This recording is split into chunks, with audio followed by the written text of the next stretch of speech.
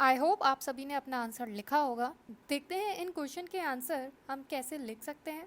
ऐसा क्या स्ट्रक्चर हम बना सकते हैं, ऐसे क्या कंटेंट और कीवर्ड हम उसके अंदर डाल सकते हैं जिसकी मदद से एक डिसेंट आंसर तैयार हो सकता है। These ends may not be holistic but you can use them as a compass through which you can evaluate your answer whether you have written your answer in the right direction or not। चलिए इन्हें देखते हैं। हमने ये previous year question discuss किया था। इसके answer के इंट्रोडक्शन की शुरुआत आप ट्रेडिशनल आर्टिसंस की डेफिनेशन से कर सकते हैं, या फिर अगर आपको कोई स्टैटिस्टिक याद हो या फिर आपको कोई डेटा याद हो कि पहले क्या कंडीशंस थी, कोई डेटा या फिगर, तो आप उसे भी लिख सकते हैं, जिससे कि आप एक कंपैरिजन बता सकें कि पहले ये कंडीशन थी, इतने परसेंटेज आउटपुट था, और आर्टिसन इंडस्ट्री के कम हो जाने के बाद रूरल इकोनॉमी में भी नेगेटिव चेंजेस आए और उसकी वजह से आउटपुट कम हुआ। तो ट्रेडिशनल आर्टिसंस कौन होते हैं? वो लोग जो weaving, tanning, leather work, pottery, glass work और मेटल स्मिथिंग जैसे काम में एंगेज होते हैं। तो बेसिकली उस टाइम पर दो तरह के ट्रांजैक्शन हो रहे थे रूरल इकोनॉमी के अंदर। पहला है कॉन्ट्रैक्चुअल ट्रांजैक्शन। इसके अंदर बेसिकली कॉन्ट्रैक्ट के बेसिस पर ट्रांजैक्शन होना, मतलब जो आर्टिसंस होते थे वो लोग वहाँ के राजा या फिर टेम्पल के अंदर अपने गुड्स को देते थे। किस चीज़ के बदले में? एज अ लैंड रेवेन्यू, या फिर उन्हें लैंड दी गई थी और वो फिर कल्टीवेशन के बदले में देते थे। दूसरा है स्पॉट ट्रांजैक्शन, या बार्टर सिस्टम की तरह काम करता था, मतलब वहाँ पे एनुअल फेयर्स लगते थे या फिर वीकली हार्ट्स लगते थे। तो ये लोग वहाँ पर अपनी चीज़ बेचते थे और उसके बदले में जो उन्हें चाहिए था वो लेते थे। अब हम अपने मेन बॉडी की शुरुआत करेंगे। हम बताएंगे कि यूरोपियन के आने से और उनके कोलोनाइजेशन के प्रोसेस की वजह से इंडिया की आर्टिसनल इंडस्ट्री को कैसे हर्ट हुआ। सबसे पहला पॉइंट हम लिख सकते हैं, ब्रिटिश ने जैसे जैसे प्रिंसली स्टेट्स को अपने अंदर कर लिया था, मतलब एनेक्स कर लिया था, तो धीरे धीरे जो भी ट्रेडिशनल रूलर्स थे, कोर्ट के नोबल्स हुआ करते थे, टेम्पल के एलिट्स लोग होते थे, वह भी कम होते गए, जिनकी वजह से कॉन्ट्रैक्चुअल ट्रांजैक्शन में कमी आ गई। अभी हमने देखा था कॉन्ट्रैक्चुअल ट्रांजैक्शन क्या होता है। आर्टिसंस को कॉन्ट्रैक्ट मिलना बंद हो गए और इसकी वजह से इन लोगों की डिमांड कम हो गई। सेकेंड पॉइंट हम बता सकते हैं, ब्रिटिश लोगों ने अपने चीप फैक्ट्री से बने हुए गुड्स को इंडियन मार्केट के अंदर इंट्रोड्यूस कर दिए। अब आर्टिसन जो प्राइस पे बनाते थे अपना सामान, उससे ज़्यादा, कई गुना ज़्यादा कम रेट पर वो गुड्स मिलने लगे। इस वजह से आर्टिसंस के पास दो ही ऑप्शन थे, या तो वो अपने गुड्स की प्राइस को कम कर दें या फिर प्रोडक्शन को ऑल टुगेदर बंद कर दें, और इस तरह से उनका स्पॉट ट्रांजैक्शन भी नेगेटिवली इम्पैक्ट होता है। स्पॉट ट्रांजैक्शन के बारे में अभी हमने पढ़ा था। अगला पॉइंट आप बता सकते हैं, राइज टू इंटरमीडिएट इकोनॉमी। इसमें होता ये था कि बचे कुछ कुछ आइटम्स जो कि एक स्टेटस सिंबल की तरह देखा जाता था, वो डिमांड में थे, जैसे कि कारपेट्स का होना या फिर आइवरी का कोई आइटम। लेकिन इसके अंदर भी प्रॉब्लम थी। अब ऐसे आइटम जनरली ओवरसीज डिमांड में ज़्यादा होते थे, मतलब यहाँ इंडिया में बैठा हुआ ट्रेडिशनल आर्टिसन वो लंदन में बैठे किसी पर्सन के लिए बनाता था। अब इंडिया में बैठा हुआ है और लंदन के लिए बनाना है, तो उसके बीच में जितनी भी वर्किंग कैपिटल थी वो अपने आप ही इंक्रीज हो जाती थी। सबसे पहले कॉन्ट्रैक्ट को हासिल करना, फिर उसके ट्रांसपोर्ट करने के लिए जो भी लॉजिस्टिक्स लगते थे वो, फिर बिजनेस नेटवर्क, इन सब की वजह से बीच वाले जो बिचौलिया होते थे उनका राइज हुआ, जैसे कि टाउन बैंकर्स या मर्चेंट्स जो ये सब चीज़ें करते थे। लेकिन ये सब करने के बाद भी उन्हें फ़ायदा नहीं होता था आर्टिसंस को, क्योंकि यह सामान बेचने के बाद जितना भी पैसा मिलता था, प्रॉफिट मिलता था, उसका लार्ज पार्ट का कमीशन वो खुद ही रख लेते थे। फिर लास्टली आप बता सकते हैं कि ऐसे लोग भी अपनी फैक्ट्रीज खोलने लगे और चीप प्रोडक्ट्स बनाने लगे। अब वहाँ पे जो फॉरेन बायर्स है उन्हें पता नहीं कि इंडियन क्राफ्ट की जेन्युइनिटी को कैसे जज किया जाए, और इसकी वजह से जो जेन्युइन हैंडक्राफ्टेड आइटम्स होते थे उनकी डिमांड में और कमी आ गई। अभी तक तो हमने देखा कि ब्रिटिशर्स की वजह से लोकल आर्टिसंस के ऊपर किस तरह से असर पड़ा। अब हम देखेंगे कि ट्रेडिशनल आर्टिसंस के डिमांड कम हो जाने से इंडिया की रूरल इकोनॉमी कैसे हर्ट हुई, उसके पॉइंट्स हम लिस्ट आउट करेंगे। सबसे पहली बात, जैसे कि हमने पढ़ा था कि कॉलोनियल इंडिया के अंदर प्रिंसली स्टेट्स कम हो गए थे, मतलब प्रिंस और नोबल्स वगैरह कम हो गए थे, जिनकी वजह से आर्टिसंस को भी गुड्स बनाने के लिए डिमांड नहीं मिल रही थी। इस वजह से जो रॉ मटेरियल इन्हें चाहिए होता था वो भी कम ज़रूरत पड़ती थी। अब बात आती है कि ये रॉ मटेरियल आता कहाँ से था। यह मटेरियल आता था रूरल हार्ट्स में से, मतलब जो मंडे मार्केट या संडे मार्केट अभी के टर्म्स में हम कह देते हैं। तो जब आर्टिसंस को इनकी ज़रूरत नहीं होती थी, डिमांड नहीं होती थी, तो इन हार्ट में से ये चीज़ें नहीं बिक पाती थी। इस तरह से रूरल इकनॉमी हर्ट होती थी। और फिर हमने इंटरमीडियरी की बात करी थी जो कमीशन लेके इन आर्टिसंस के गुड्स को वहाँ बैठे लंदन बैठे लोगों के पास पहुँचाते थे। अब इनको कमीशन ज़्यादा खाना होता था, इस वजह से ये आर्टिसंस को बोलते थे कि आप चीप क्वालिटी को यूज़ करें जिससे कि प्रोडक्शन कॉस्ट इसकी कम हो जाए और उनका प्रॉफिट मार्जिन बढ़ जाए। इस तरह से भी रूरल इकनॉमी हर्ट होती थी। जैसे कि हमने पढ़ा था कि बीच में मिडिल मैन बहुत ज़्यादा इंक्रीज़ हो गए थे। उनसे पहले जो मार्केट हुआ करता था वो लोकल ही हुआ करता था, रूरल मार्केट में ही सामान बिकता था, लोकल लोग ही खरीदते थे, तो वो जानते थे कि कौन सी चीज़ जेन्युइन है। इस वजह से जो क्वालिटी स्टैंडर्ड मेंटेन किया जाता था वो बहुत स्ट्रिक्टली मेंटेन किया जाता था, क्योंकि फिर लोकल लोग तो पहचान जाएंगे। फिर कॉलोनियल इंडिया के अंदर जो हाट लगते थे और जो फार्मर्स अपनी बची कुची जो सरप्लस लेकर आते थे वह सब कम हो गया। Cash, credit, contract, merchants, bankers, इन सब चीज़ों ने अपनी जगह बना ली। जहाँ पर सोशल रिलेशन और इकोनॉमिक रिलेशन के नाम पर पीजेंट्स और फार्मर्स के रिलेशन हुआ करते थे, वहीं पर इन मिडिल मैन्स की बिजनेस माइंडेड और इकोनॉमिक सोशल रिलेशंस ने जगह बना ली। इस तरह रूरल इकोनॉमी के छोटे ट्राइबल जो लोग थे, स्मॉल पीजेंट्स लोग थे, उनकी कंडीशन और ख़राब हुई और रूरल इकोनॉमी ख़राब होती गई। इस पॉइंट में हम बता सकते हैं कि फार्मर्स का और आर्टिसंस का आपस में म्यूचुअली बेनिफिशियल इकोनॉमिक रिलेशनशिप हुआ करता था। तो कभी फार्मिंग में अगर ज़रूरत पड़ी तो वो फार्म लेबर का भी काम कर लेते थे।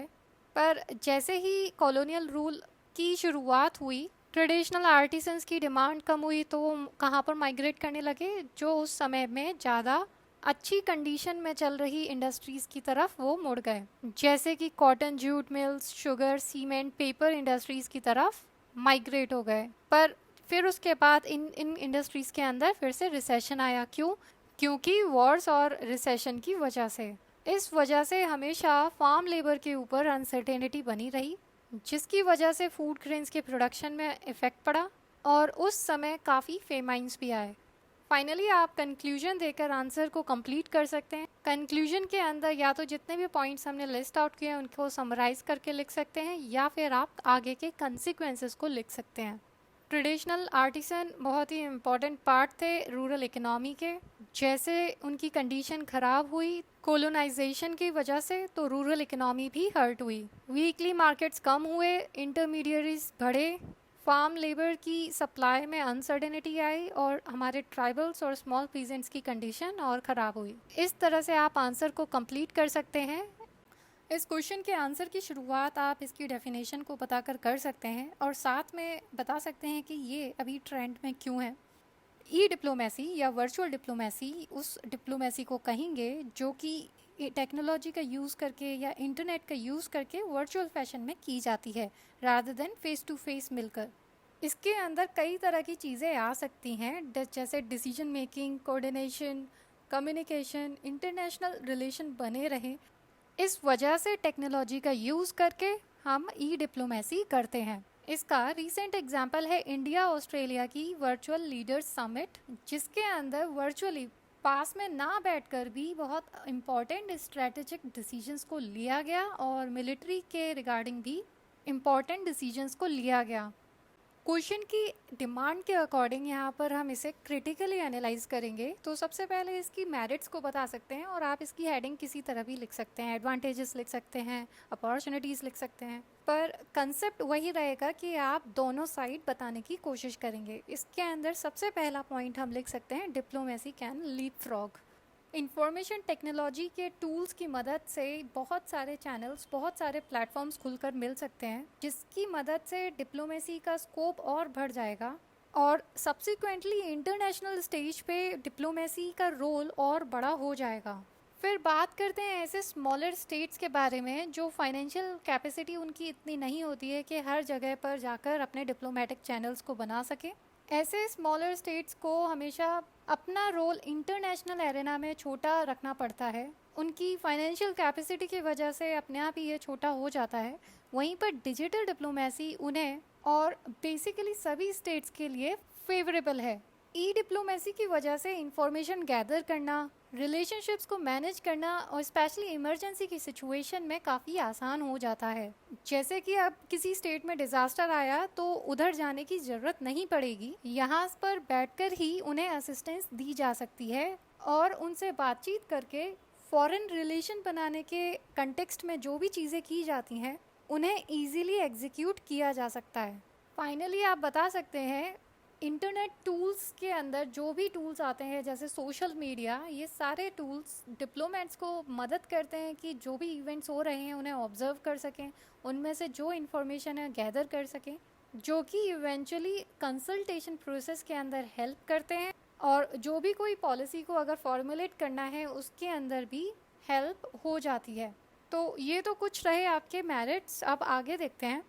सबसे पहला पॉइंट तो आप लिख सकते हैं जो किसी भी डिजिटल इशू के अंदर आता ही है, वो है डेटा प्रोटेक्शन। और बात अगर इतने ऑफिशियल लेवल की हो रही है तो यहाँ पे डेटा प्रोटेक्शन का रिस्क बहुत ज़्यादा हाई रहेगा। फिर ई डिप्लोमेसी के अंदर इतना ट्रस्ट नहीं है अभी कि लीडर्स के बिना पर्सनल इंटरेक्शन के कोई मेजर डिसीजन लिए जा सकें।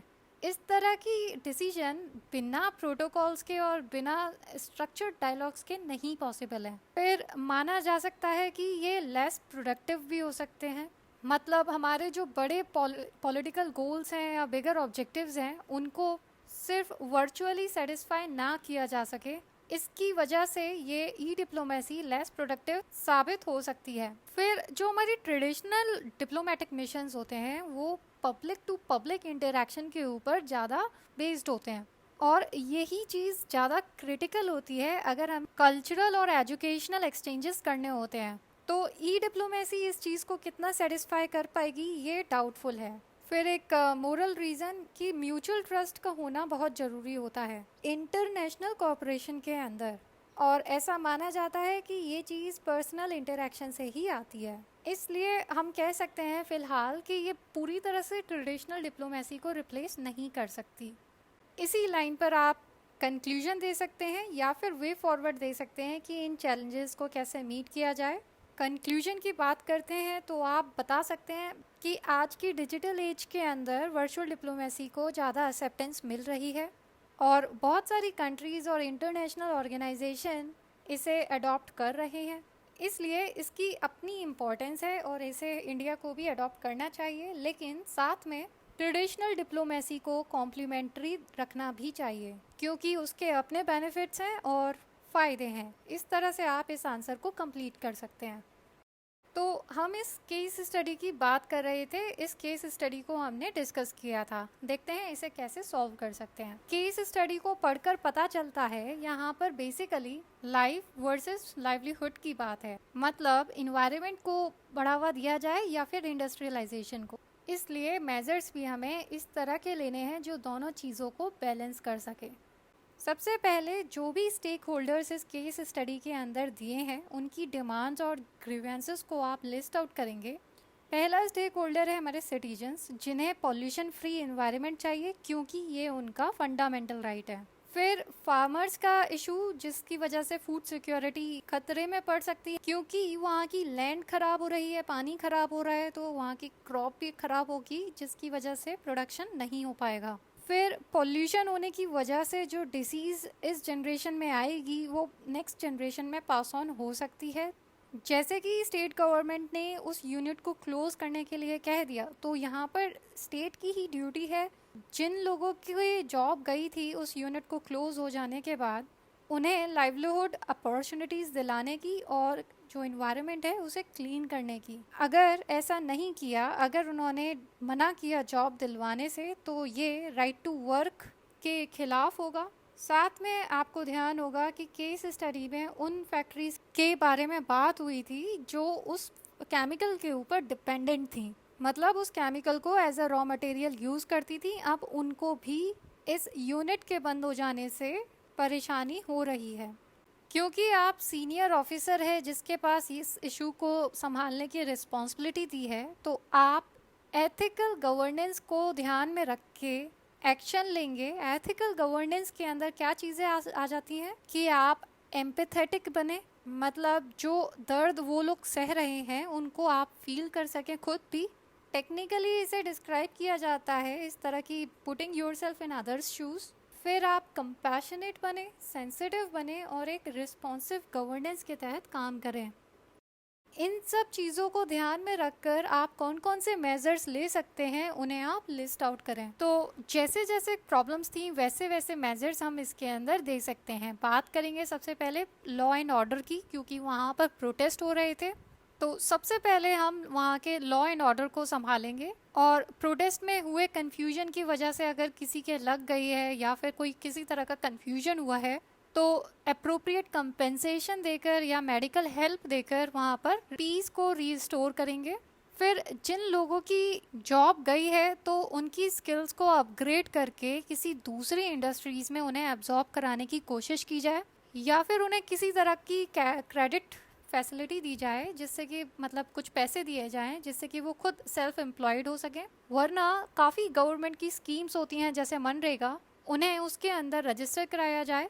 दूसरे ऑर्गेनाइजेशन या डिपार्टमेंट्स की भी मदद ली जा सकती है इसमें, जैसे कि नेशनल करियर सेल्फ सर्विस या फिर सिविल सोसाइटीज़, एनजीओज, एसएचजी मतलब सेल्फ हेल्प ग्रुप्स, उनकी मदद लेकर भी इन अनएम्प्लॉयड वर्कर्स को काम दिलाया जा सकता है। अब जिस यूनिट को क्लोज किया गया है उसके ओनर को इन्वायरमेंट फ्रेंडली बिजनेस सॉल्यूशन के लिए सजेशन दिया जाए, एडवाइस किया जाए, क्योंकि अगर ऐसा होता है तो पहली बात वो इन्वायरमेंट फ्रेंडली होगा तो कोई दिक्कत नहीं होगी, और दूसरी बात वहाँ की जो लोकल पॉपुलेशन होगी उन्हें जॉब अपॉर्चुनिटीज़ मिल पाएंगी। यंग लोगों को स्टार्टअप्स के लिए एनकरेज किया जाए जिससे कि वो जॉब क्रिएटर बने रादर देन जॉब सीकर। फिर जो इंडस्ट्रीज़ उस केमिकल के ऊपर डिपेंडेंट थी उनके लिए नए सप्लायर्स का अरेंजमेंट किया जाए जो देश के या स्टेट के दूसरे पार्ट से इंपोर्ट किए जा सकते हैं।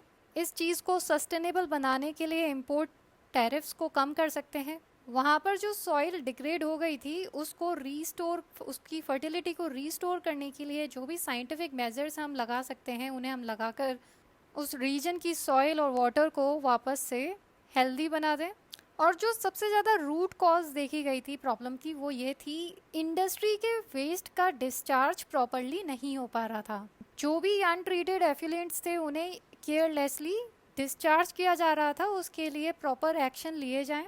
जैसे कि सबसे पहले जो इन्वायरमेंट रेगुलेशन के रूल्स एंड लॉ हैं उनको इम्प्लीमेंट किया जाए, मॉनिटर किया जाए, और इस तरह की टेक्नोलॉजी को डेवलप करवाया जाए जिससे कि फैक्ट्री अपना जो वेस्ट डिस्चार्ज है एफिशिएंटली कर भी ले और वो कॉस्ट इफ़ेक्टिव भी रहे। इस तरह से आप ये सारे मेजर्स इस केस स्टडी के अंदर दे सकते हैं। और लास्ट में आप कंक्लूजन के अंदर किसी भी ऐसी कोड का इस्तेमाल कर सकते हैं जो सस्टेनेबल डेवलपमेंट के बारे में हो। आप बता सकते हैं कि हमें दोनों चीज़ों को बैलेंस करके चलना चाहिए, इन्वायरमेंट को भी और डेवलपमेंट को भी, और साथ में ह्यूमन राइट्स को भी प्रोटेक्शन मिलना चाहिए। इसके साथ इस आंसर को कंप्लीट करते हैं। फाइनली बात करते हैं कि ऐसा कौन सा एक्स फैक्टर होता है ऐसे कैंडिडेट के बीच जिसकी नॉलेज टॉपर की नॉलेज के इक्वली होती है पर फिर भी उसे टॉपर से कम मार्क्स मिलते हैं। ऑलमोस्ट किसी भी टॉपर की कॉपी अगर आप उठाएंगे तो उसके अंदर कुछ चीज़ें कॉमन दिखाई पड़ेंगी।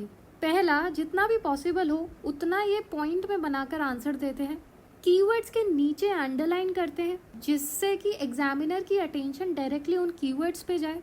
तीसरा, आंसर के अंदर विजिबिलिटी बनी रहे उसके लिए शॉर्ट पैराग्राफ्स बनाते हैं 5 to 6 लाइंस के। डिपेंड्स ऑन इंडिविजुअल हैंडराइटिंग, जितना पॉसिबल हो वहाँ पे फ्लो चार्ट्स, डायग्राम, मैप लगाने की कोशिश करते हैं और इस तरह से एक एक्स फैक्टर आंसर के अंदर आ जाता है और उनकी कॉपी दूसरों की कॉपी से अलग दिखाई पड़ती है। आप भी इन बातों का ध्यान रखिए, डेली आंसर राइटिंग करते रहिए जिससे कि ये सारी चीज़ें आपकी आदत में आ जाए। इतना ही इस वीडियो में। Keep writing, all the best, see you in the next video.